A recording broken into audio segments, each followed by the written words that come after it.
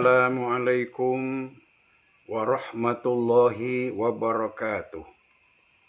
Bismillah walhamdulillah wassalatu wassalamu ala rasulillah Sayyidina Muhammad ibn Abdillah wa ala alihi wa sahbihi wa man walah la hawla wa la quwata illa billah amma ba'du.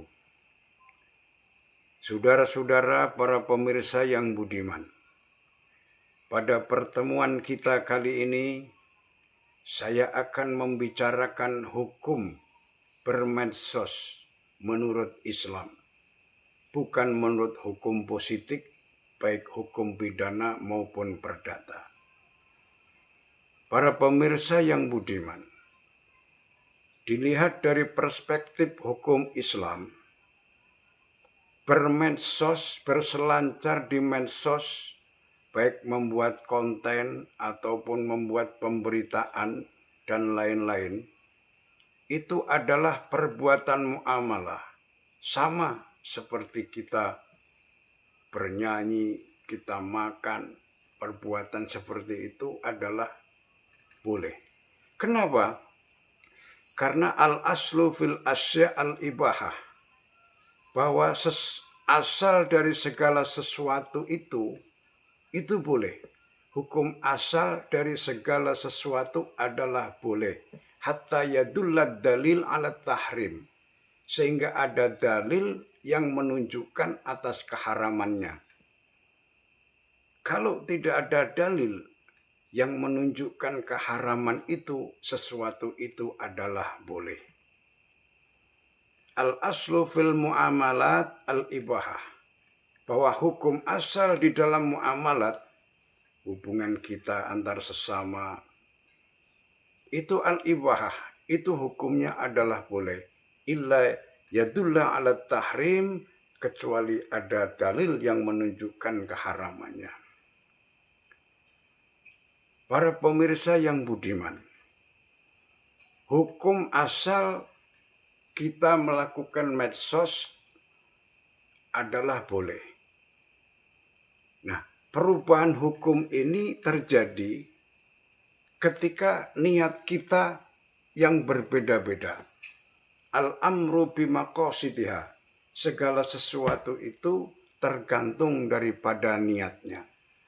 Sebagaimana sabda Nabi, innamal a'malu binniyat wa innamal likulli imri'in ma nawa, bahwa segala sesuatu itu tergantung daripada niat, dan sesungguhnya segala sesuatu itu tergantung dari niatnya. Innamal a'malu binniyat, dan segala amal pekerjaan kita itu tergantung daripada niat kita. Wa innamal likulli imri'in ma nawa, dan sesungguhnya setiap segala sesuatu itu tergantung daripada niatnya. Kalau kita bermedsos, niatnya bagus, memberikan pendidikan, memberikan penjelasan, menghibur, ini malah baik, malah sunnah itu hukumnya. Untuk sarana pendidikan itu bagus.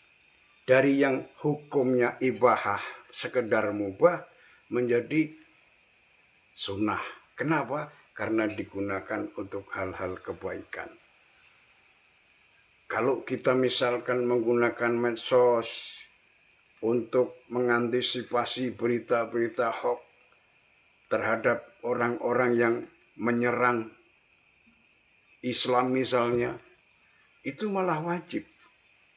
Dari yang semula boleh, karena ada panggilan jihad di situ yang satu-satunya harus dilakukan dengan medsos, maka bermedsos seperti itu hukumnya menjadi wajib. Nah, tetapi sebaliknya, kalau kita menggunakan medsos untuk alat untuk menfitnah, kemudian untuk mengumbar syahwat pornografi, untuk menipu, untuk judi online, jelas hukum yang semula itu boleh menjadi haram.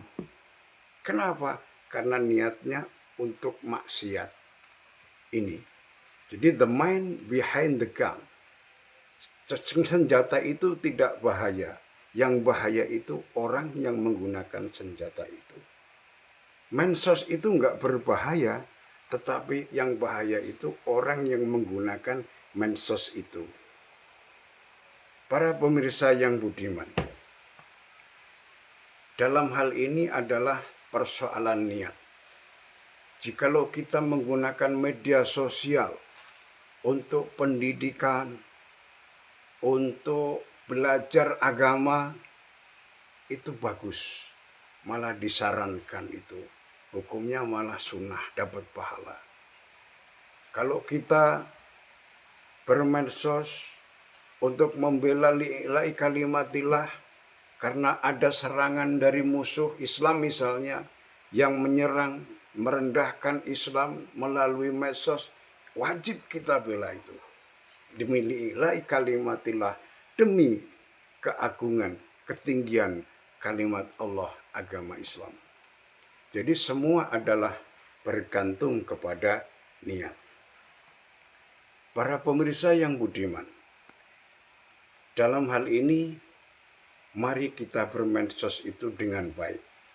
Misalnya dengan kata-kata yang baik, jangan menyerang pribadi orang, hindari sara, masalah agama, masalah adat.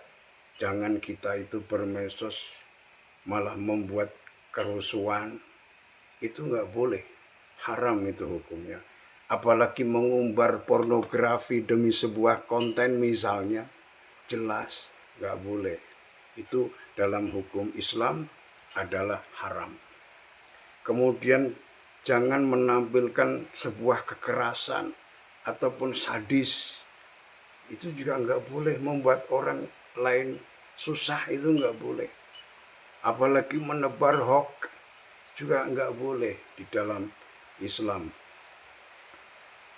Nah, kemudian para pemirsa, kalau yang terkait dengan hak-hak seseorang misalkan, kita menampilkan sesuatu yang plagiat, itu produk orang lain, itu jangan. Kenapa?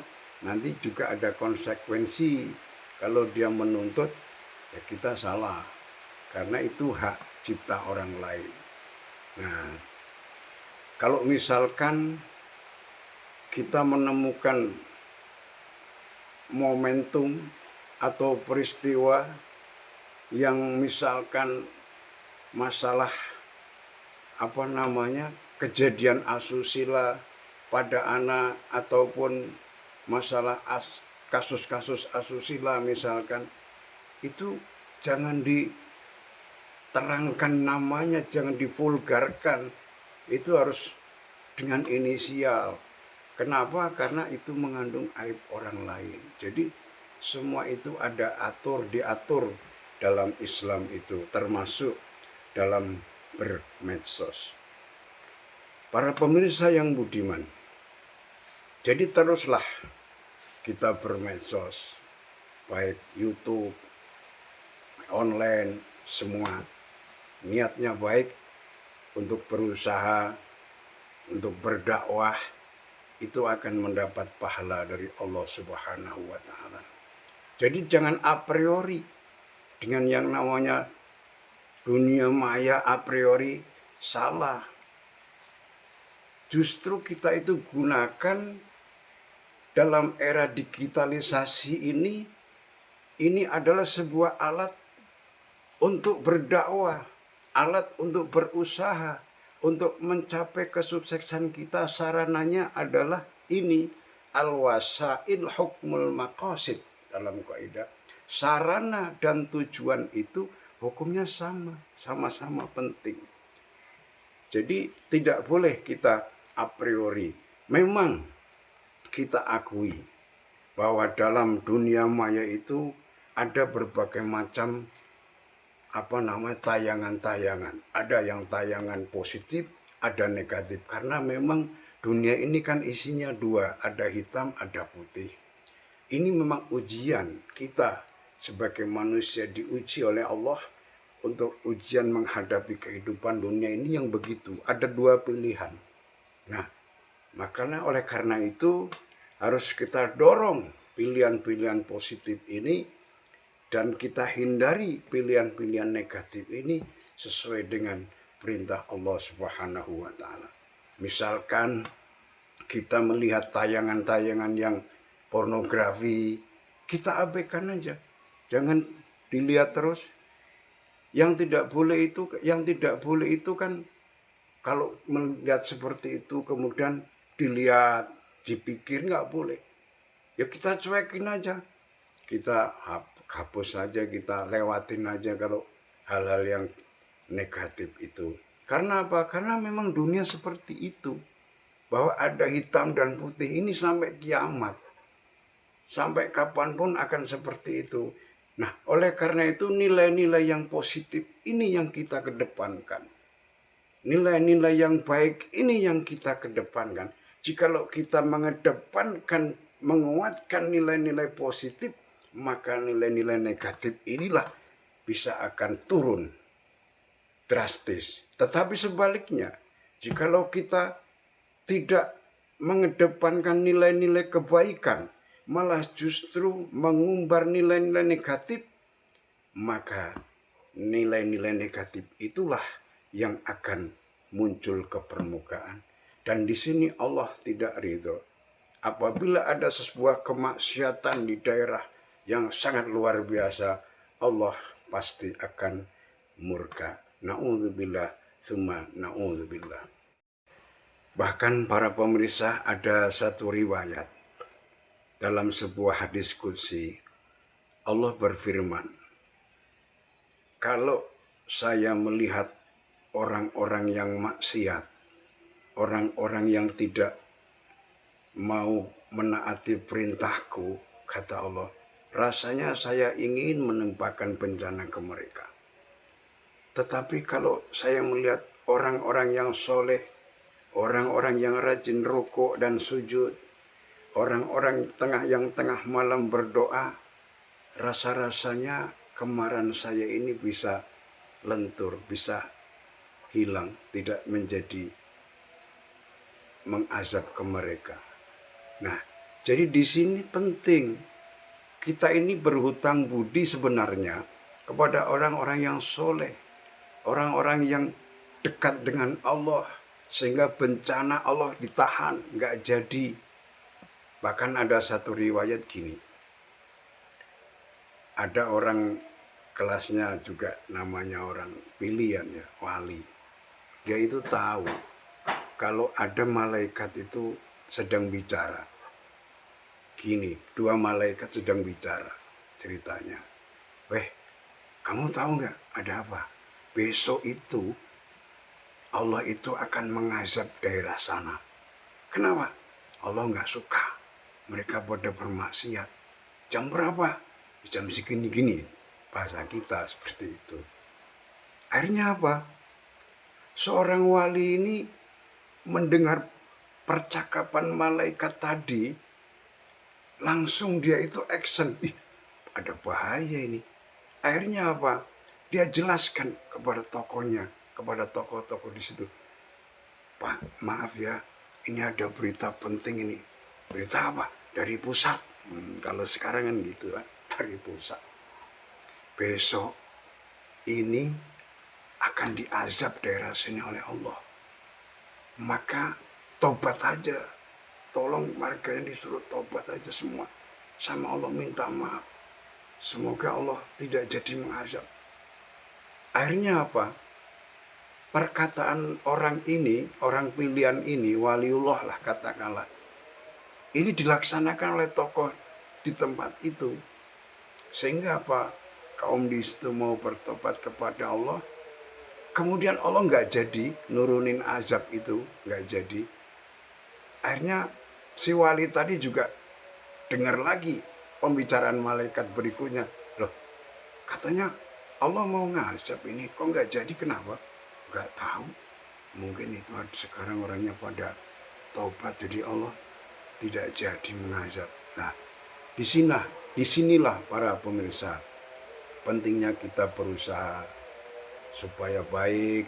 Mudah-mudahan kita diridhoi oleh Allah, segala amal perbuatan kita diterima oleh Allah, kita ditakdirkan menjadi orang yang beruntung dunia dan akhirat. Meskipun kita terbatas, tidak pandai, juga tidak kaya, yang penting Allah ridho dan diberikan segala kemudahan, di dalam usahanya diberikan keberkahan dan husnul khatimah ketika kita menghadap kepada Allah kelak. Allahumma amin. Terima kasih atas segala perhatian. Mohon maaf atas segala kekurangan. Mudah-mudahan ini bermanfaat bagi saya pribadi dan yang mendengarkan. Terima kasih. Semoga semua sukses dunia dan akhirat. Wallahul muwafiq ila aqwamit thoriq. Wassalamualaikum warahmatullahi wabarakatuh.